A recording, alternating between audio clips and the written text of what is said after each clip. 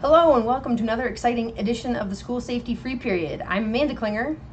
And I'm Dr. Amy Klinger. And we are the Educators School Safety Network. We are a national nonprofit organization, and we provide school safety training and resources and technical assistance throughout the United States and Canada. We take this work very seriously, and we take a very academic and evidence-based approach. But every once in a while, we're a little bit less serious, and we're a little bit less academic. And we have this School Safety Free Period, where we talk about things that actually happened in schools that are too absurd to be true, but they are true, and we talk about them and then have some school safety takeaways. So are you ready? Yes. All right.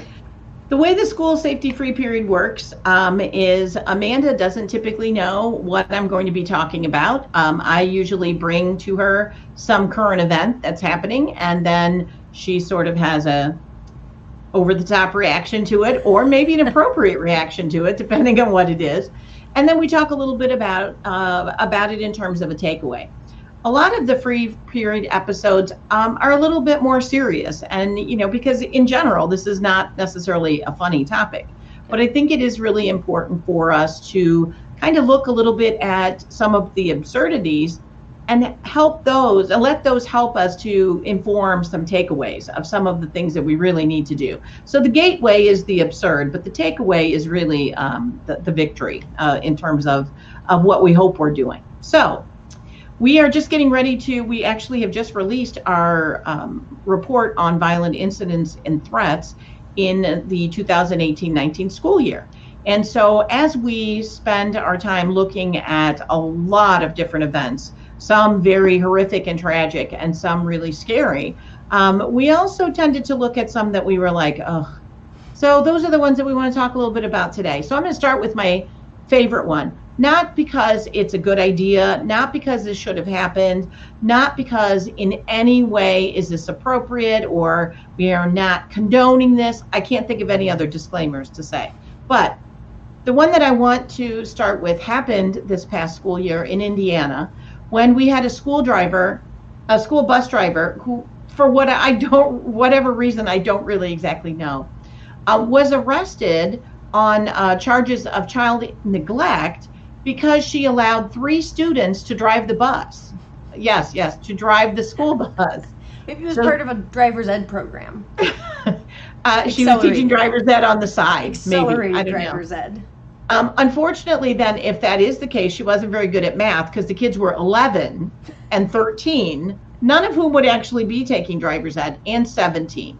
Okay. I think probably the most ironic thing is one of the reasons that this was even discovered was the fact that we also, I believe she took cell phone footage of the kids driving the bus to, I guess, show them how well they did. Yeah, they show golfers have, video of their swing, baseball, softball, video of your swing. It's, they're breaking down the tape. So I don't know what the takeaway here other than boys and girls do not drive the bus, even if the driver says you can. Even if the adult says you can, yeah. Okay. Yes. So that's probably my favorite one because it is just like, and I said this in our last episode, we spent a lot of time going, wait, what? And that's exactly why. Yes. Okay. So now the next one is not particularly funny, but it is a little bit funny. Especially if you are one of the folks like me that spent a lot of time with middle school kids. So this happened in California where we had a group of 7th graders. And as soon as I say what they did, you're going to go, of course, 7th graders. We had a group of 7th graders at a junior high in California who, for whatever reason, because again, motivation is difficult to discern in middle school kids sometimes, formed a human swastika on campus with their bodies. Now, I don't know how you do that. Do you lay down? Do you join hands? I'm not quite sure. It's like when they have synchronized swimming, like Esther Williams, and you could view from the top, and they were doing... Or the June Taylor dancers. No one even knows that. That's such an old reference. But they posted the photo online. And so we can say the ridiculous thing of like any 7th graders trying to figure out how to make their bodies into any symbol. But then we also have to then acknowledge the serious issue of, come on, how is this a thing that we're doing? And then to add insult to injury, we have the statement from the school that the students were making off-color and inappropriate statements of a racial and a sexual nature, and it all just went from there. Did the students get in trouble? Yes. Should they? Absolutely. The students said their intention was not to be hurtful. Really? What other intention is there? Yeah, I'm sorry? What other possible intention could there be? Yeah, don't know. But you have to look at that and just go, oh, seventh graders. And you know what happened there? One idiot went, this is a good idea. We should all do this. And everybody went, okay. So yeah, that one, not great. And I think, we talk about this sometimes, that educators are in a tough spot because you have to break the cycle of this is something that we joke about, right? Because kids who are saying, oh, well, our intention wasn't to be hurtful, they are, hiding this under the auspices of this is a joke. And how do you set the expectation that we don't joke around about swastikas, we don't joke around about racially charged or sexually charged statements, we don't joke around about I'm going to blow up the school. And you have to find a way to break that cycle, and that is not the way we do things here, and that's tough. So then we go to even a little bit more ridiculous. So this is a school in Louisiana. So this was launched a police investigation. So I just need to set the stage for you. So we have a high school math class, and we end up with a student being investigated.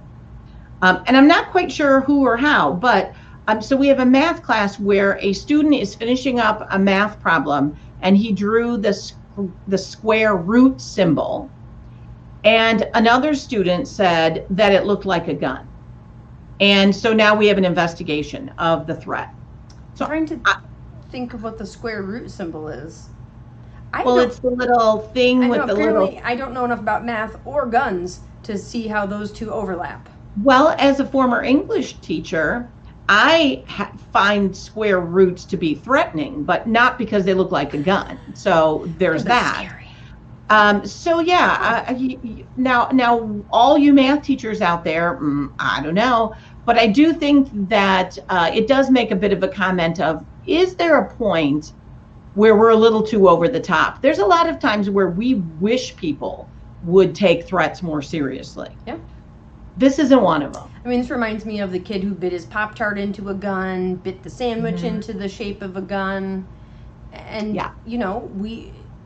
We have to be able to set norms and expectations of, if you have a kid who bit a Pop-Tart into a gun and was terrorizing kids with their Pop-Tart, that's a problem. How do you terrorize someone with a Pop-Tart? How do you terrorize someone with a square root? I mean, I can think of a fact pattern where whatever the accessory is, that you're acting in a way that is inappropriate and is impacting learning and is harmful to other students. Yeah. So it's, having reasonable responses to all of these things. Well, we also have, so the next one's a pair. Two different places, but two different instances last year where schools were put on lockdown for an active shooter. Unfortunately, in one case, it was a duck hunter significantly away from the school, but they could hear the gunshots. And in the other, it was new construction, and it was a nail gun. And so that really speaks to sort of this high level of anxiety. So there you have it. Thank you for joining us for another exciting episode of the School Safety Free Period. If you are looking for more information, you can always head to our website, www.eschoolsafety.org. We have information, we have resources, we have other episodes of this podcast, we have videos and professional development, and you name it. Keep in mind that we've got a lot of resources for you. We want to support you in your work. Join us for our webinars that are coming up, as well as additional podcasts. And head on over to connect with us via Facebook, Twitter, or email us if we can help.